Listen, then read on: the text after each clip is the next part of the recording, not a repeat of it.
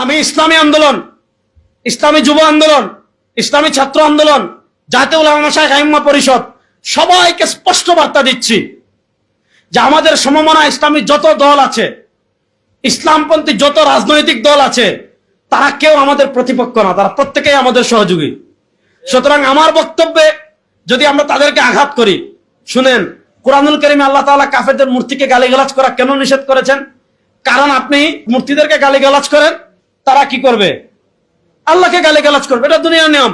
আপনি যদি আল্লামা মাহমুদুল হককে নিয়ে ট্রল করেন, তাহলে তার দলের কর্মীরা পীর সাহেবকে নিয়ে ট্রল করবে। আপনি যদি ডাক্তার শফিক সাহেবকে নিয়ে ট্রল করেন, তার দলের কর্মীরা আপনার নেতাকে ট্রল করবে। আপনি যদি হেফাজতে ইসলামের নেতৃবৃন্দকে নিয়ে ট্রল করেন, হেফাজতের নেতৃবৃন্দ আপনাদের নেতৃবৃন্দকে নিয়ে ট্রল করবে। হ্যাঁ, একটা হলো রাজনৈতিক সমালোচনা, আপনি তার রাজনৈতিক পলিসির সমালোচনা করতে পারেন, কিন্তু রাজনৈতিক পলিসির সমালোচনা করতে গিয়ে আপনি যদি নাম বিকৃত করেন, নাম বিকৃত করা হারাম। আপনি যদি তাকে গালি দেন, গালি দেওয়া হারাম। সিবাবুল মুসলিমি ফুসুকুন, কোন মুসলমানকে গালি দেওয়া হারাম, কোন মুসলমানের নাম বিকৃত করা হারাম।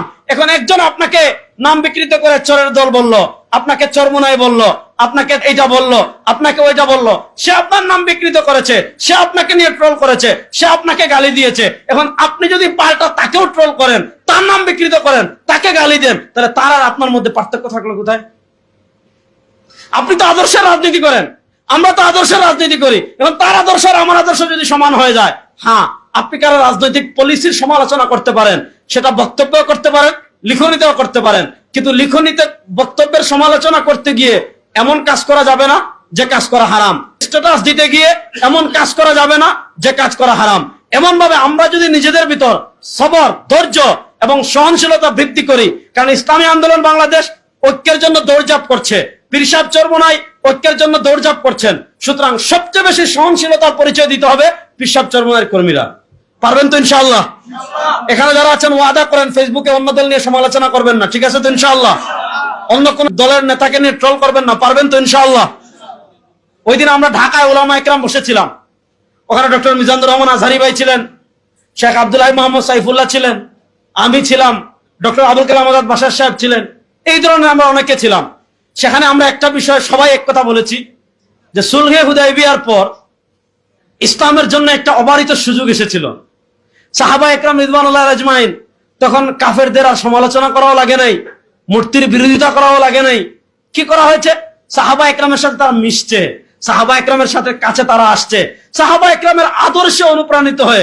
দেখেন আল্লাহ তাআলা কি বলেছেন, ওয়ারাআইতান নাস ইয়াদখুলুনা ফি দীনিল্লাহি আফওয়াজা।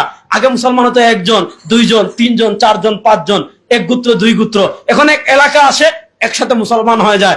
2024-এর জুলাই আগস্টের গণবিপ্লবের পর আমাদের ইসলামপন্থীদের সামনে একটা অবারিত সুযোগ এসেছে। আমার আদর্শ সাধারণ মানুষের কাছে তুলে ধরা, আমার দাওয়াত সাধারণ মানুষের কাছে তুলে ধরা। কারণ কারা চাঁদাবাজি করে, কারা টেন্ডারবাজি করে, কারা দুর্নীতি করে, কারা মানুষ খুন করে, কারা বিদেশে বেগম পাড়া তৈরি করে, কারা ব্যাংক ডাকাতি করে, কারা শেয়ার বাজার ডাকাতি করে, কারা দেশকে দুর্নীতিতে চ্যাম্পিয়ন করে, কারা ওই দুর্নীতি করে, ওই দুর্নীতি করে, ওই দুর্নীতি করে, এগুলো দেশের মানুষ সব জানে। এখন আমাদেরকে যদি দেখে মনে করে দূর, এদের ভাষা আর এদের মধ্যে কোনো পার্থক্য নাই, এদের চরিত্র আর এদের চরিত্রের ভিতর পার্থক্য নাই, তো তারা তো আমাদের দিকে আসবে না। এখন যদি আমরা মানুষের কাছে এটা উপস্থাপন করতে পারি, এই চাঁদাবাজ, দুর্নীতিবাজ, টেন্ডারবাজ, খুনি, দখলবাজ যারা আছে তাদের বিকল্প ইসলামী শক্তি, তাহলে মানুষ আমাদের পক্ষে আসবে কি আসবে না? সুতরাং আল্লাহ তাআলা সবর, ইতকান এবং সচেতনতার সাথে আমাদের সবাইকে ঐক্যবদ্ধভাবে আগামী নির্বাচনে অংশগ্রহণ করার তৌফিক দান করুন। পীর সাহেব চরমোনাই ঘোষণা দিয়েছেন, ইসলাম দেশ মানবতার পক্ষে, এবার ভোটের বাক্স একটা হবে, এতে কোনো সন্দেহ নাই। ইসলামের পক্ষে যাকে পেশ করা হবে, সে আমার দলের হোক অথবা না হোক, সে আমার সংগঠনের হোক অথবা না হোক, ইসলামের পক্ষে যে বাক্স আসবে, ওই বাক্সের পক্ষে যাকে পেশ করা হবে তার পক্ষে জীবনতুল মেহনত করার জন্য আপনারা প্রস্তুত আছেন না? না ইনশাআল্লাহ?